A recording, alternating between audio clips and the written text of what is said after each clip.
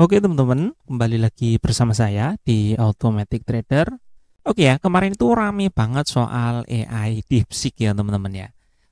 Jadi karena penasaran tentu saja kita cobain ya untuk bikin AI. Nah di sini untuk promptnya saya minta ini DeepSeek untuk membuatkan expert advisor untuk MetaTrader 4 berdasarkan strategi supply and demand ya. Kalau harga naik, kalau trennya naik, kita melakukan buy di area supply ya. Ini kebalik ini kebetulan saya pikirnya kemarin ya.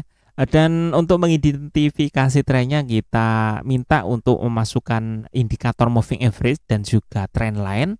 Kemudian untuk stop loss dan take profitnya itu bisa dirubah-rubah menggunakan input, dan begitu juga dengan trend lainnya ya. Itu saya mintanya untuk dirubah menggunakan input. Kemudian tampilkan juga untuk area supply and demand-nya menggunakan garis atau area kotak gitu ya.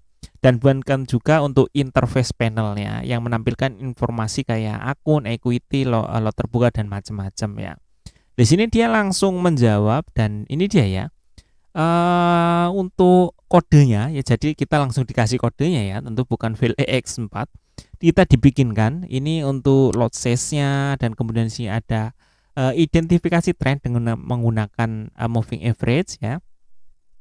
Kemudian juga ada supply and demand, baru ini di sini ada apa namanya? Eksekusi order ya. Jadi lengkap ya di sini. Nah, ini ada beberapa catatan, katanya kalau trendline kita perlu menambahkan logika untuk menggambar dan mengidentifikasi trendline secara manual ya, atau menggunakan indikator tambahan. Di sini nggak bisa langsung dibikinin, jadi harus lebih detail ya teman-teman.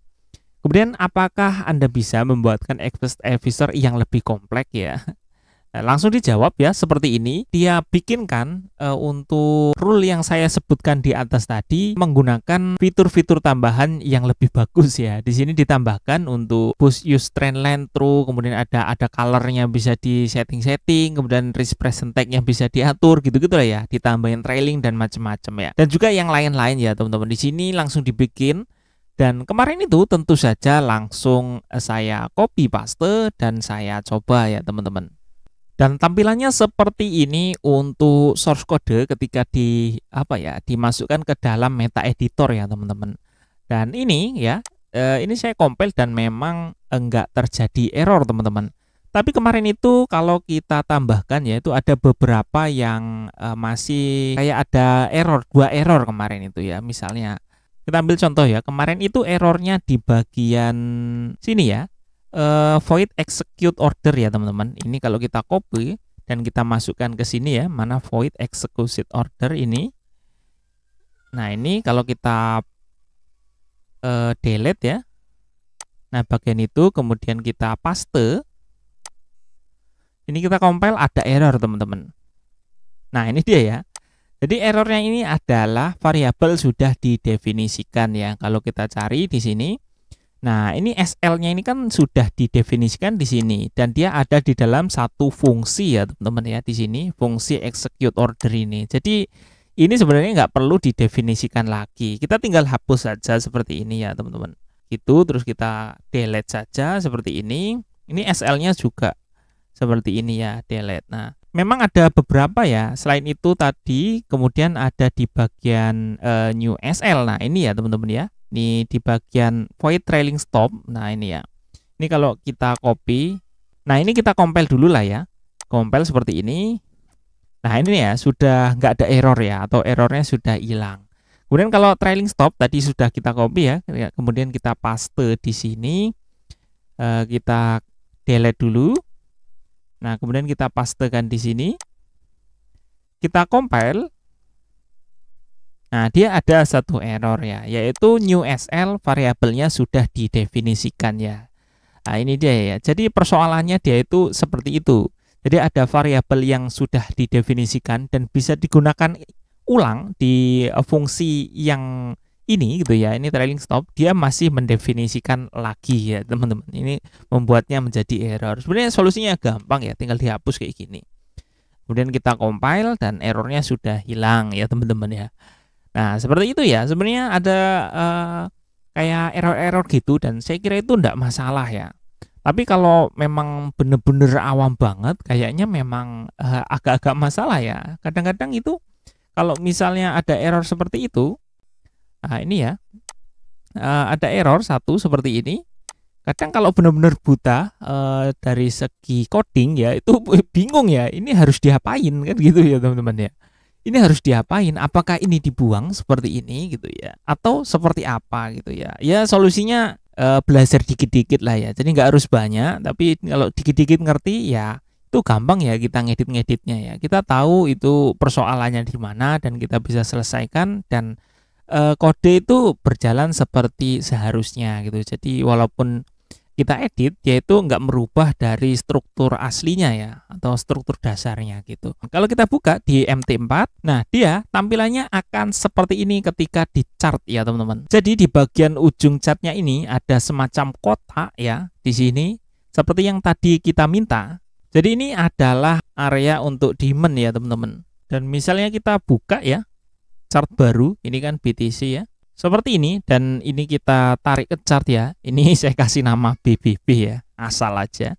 Seperti ini tampilannya. Kalau kita buka bagian input, nah ini sudah ada input-input yang bisa diedit-edit di sini ya teman-teman ya. Kemudian kita klik OK saja. Ini Euro USD time frame M15 ya. Kita tunggu. Nah ini dia, ini adalah area demand ya teman-teman ya.